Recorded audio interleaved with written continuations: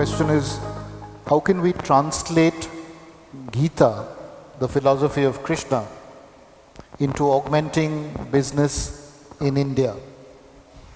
I have not read the Gita, so I really have not. I'm sorry, because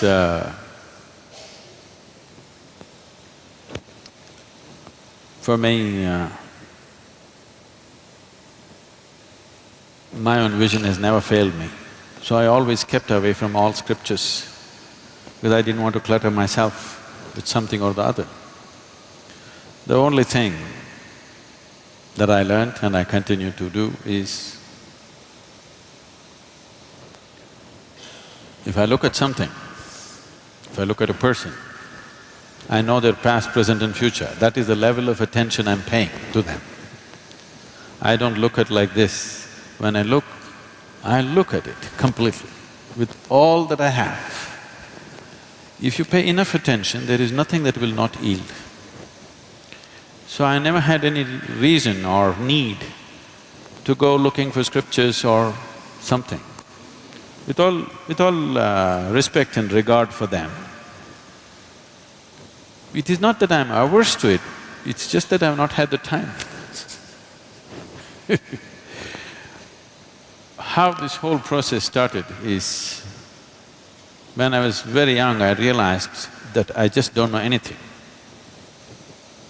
See, if you realize that you do not know, if it's a full-scale realization that you do not know anything, paying attention will be natural,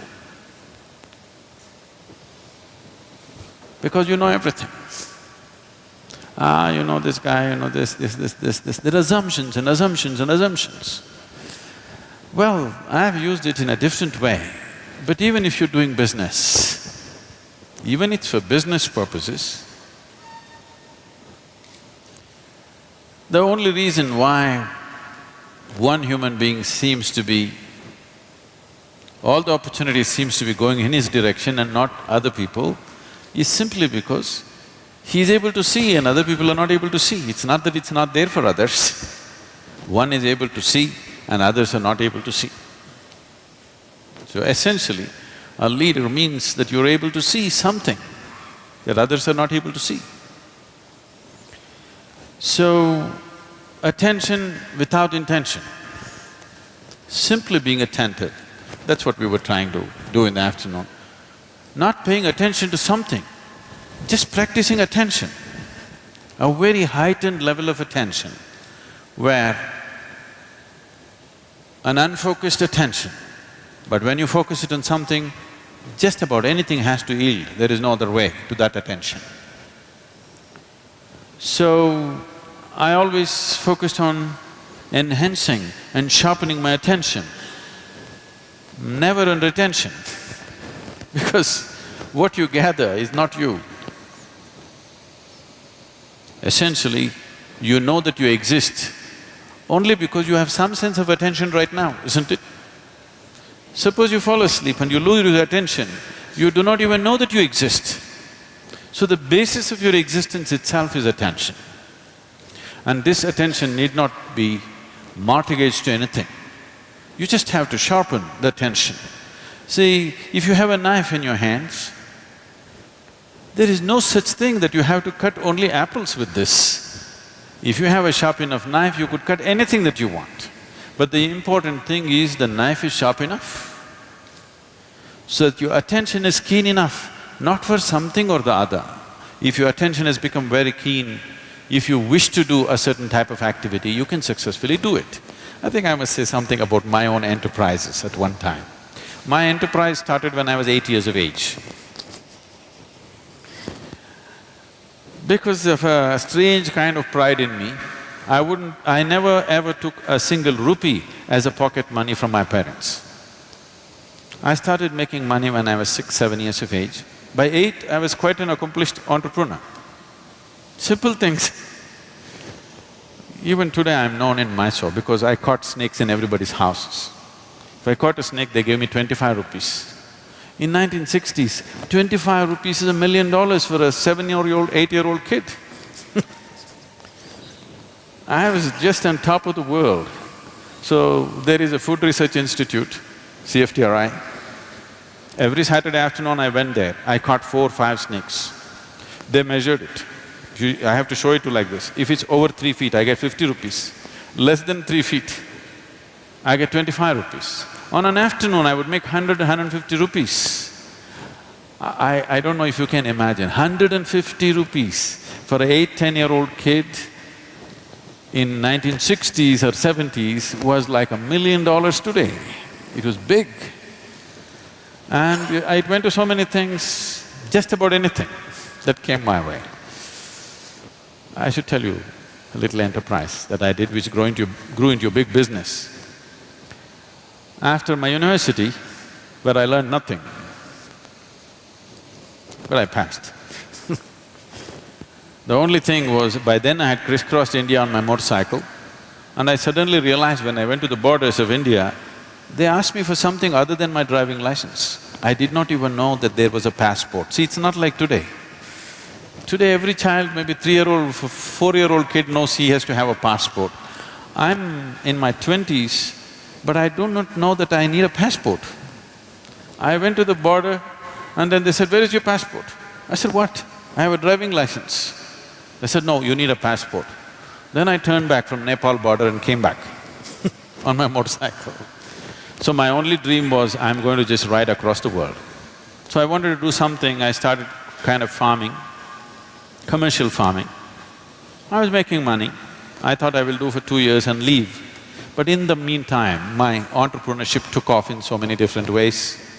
Like this I went about. And then there was an industry coming up close by, they wanted to build a water treatment plant. I happened to know the person who was running the industry. I just went there and I wanted to meet him. I was sitting in his office, they were discussing something about a water treatment plant. I just heard this and they were looking at the drawings and stuff. Then I asked him, "Can I apply? Can I do this? Because it is close to my farm, can I do this?" He said, "No, this is very complex, there are some experts from Mumbai and Bangalore who will come and do it, you cannot do it." I said, "Give me a chance, let me see." I took the file from him. I went and read through everything.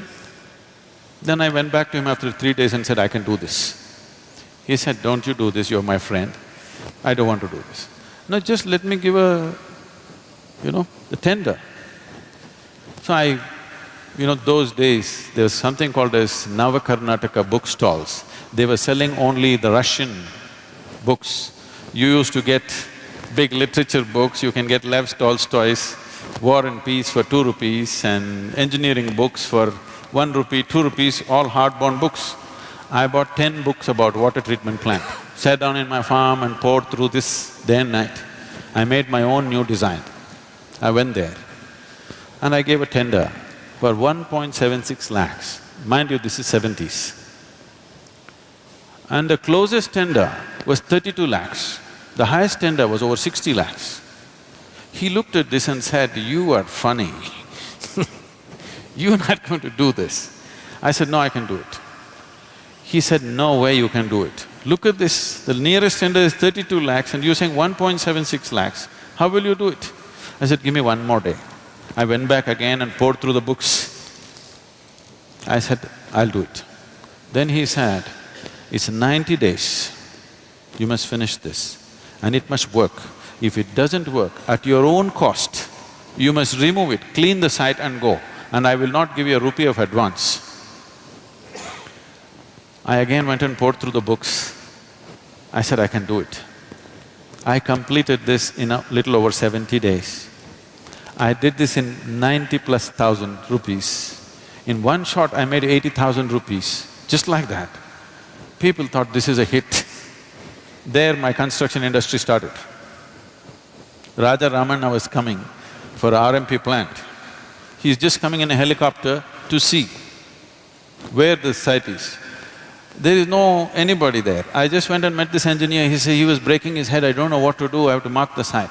I said, "I've got pegs and white cloth. I will just go and mark the site for you." I marked it, they paid me 38,000 rupees for a 15-minute job. I went on my motorcycle and just fixed it myself. Like this, my enterprise started and we grew into a major construction company. We were going very big, but then I got enlightened, so I gave up.